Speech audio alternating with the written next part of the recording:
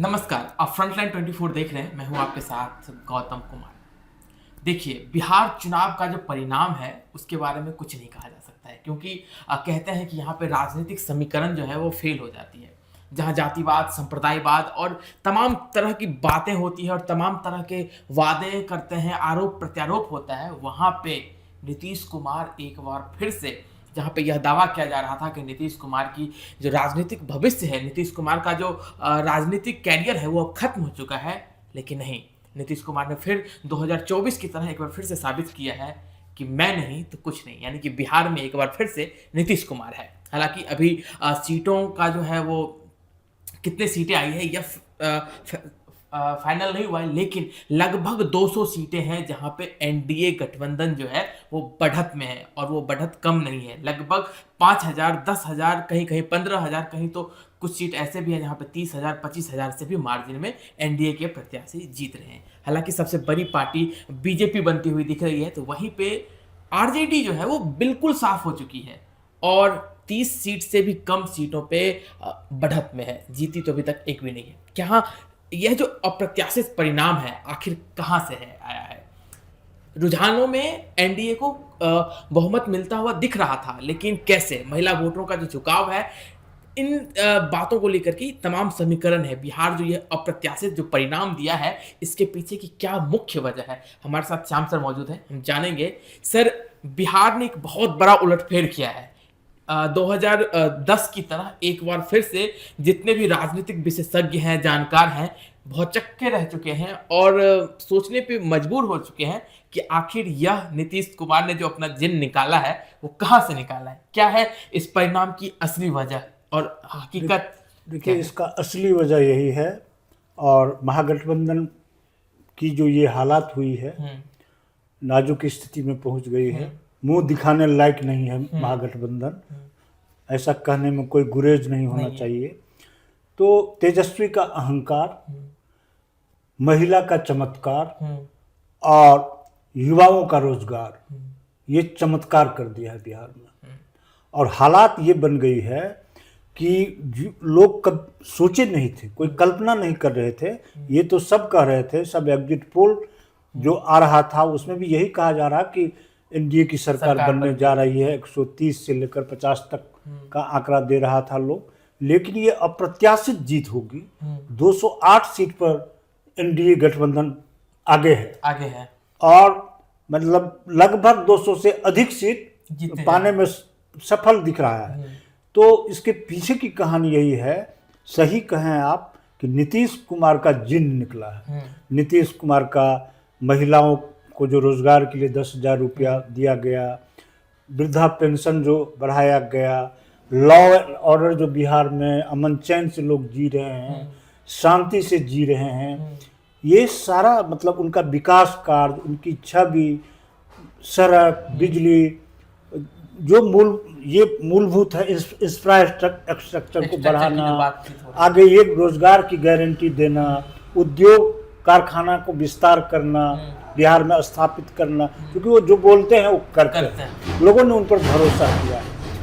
भाजपा भले ही सीट अधिक ले आई है, लेकिन यह चमत्कार नीतीश कुमार, इस रिजल्ट के पीछे नीतीश कुमार का चेहरा है, नीतीश कुमार का काम है, नीतीश कुमार का विकास है, नीतीश कुमार का विजन है। जो भी प्रबुद्ध लोग थे बिहार के चुनावी विश्लेषकों का मानना था कि नीतीश कुमार फिर से मुख्यमंत्री बनेंगे। ये सारे के सारे लोग बोल रहे, भाजपा नहीं बोल रही थी।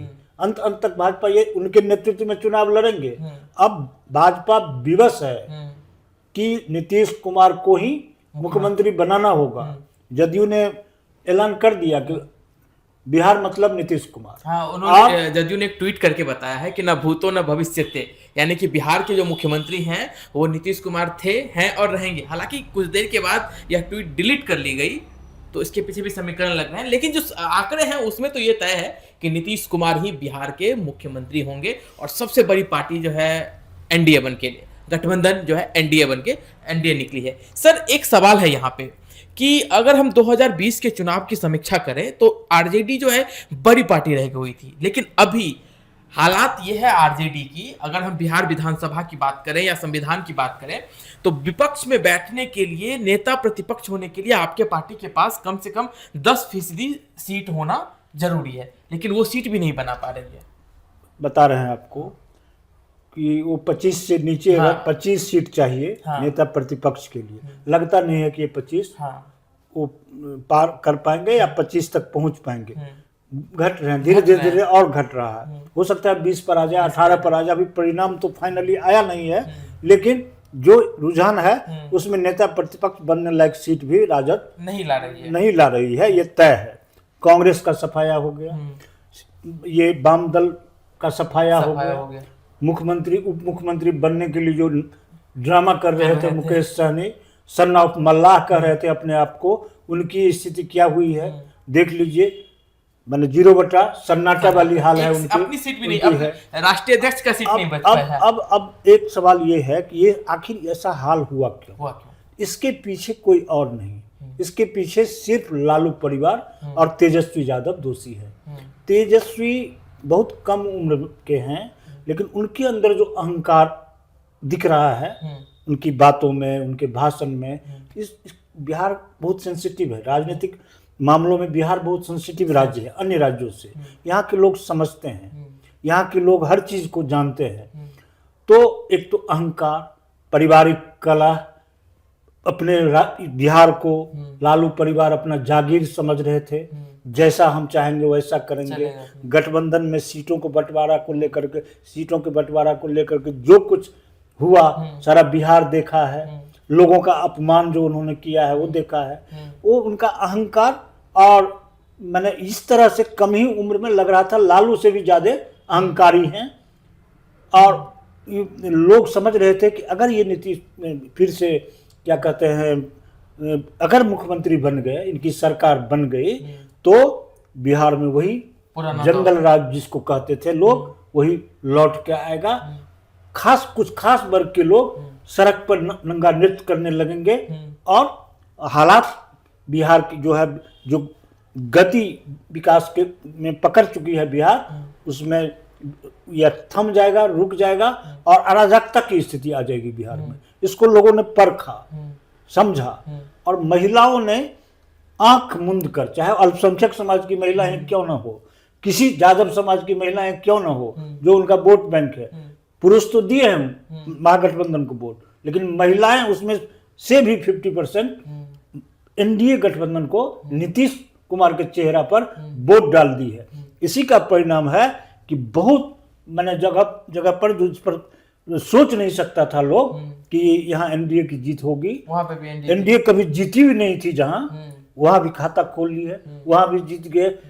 कई जिला ऐसे हैं जहां साफ हो गई है, हो गया है महागठबंधन, एक भी सीट नहीं आया।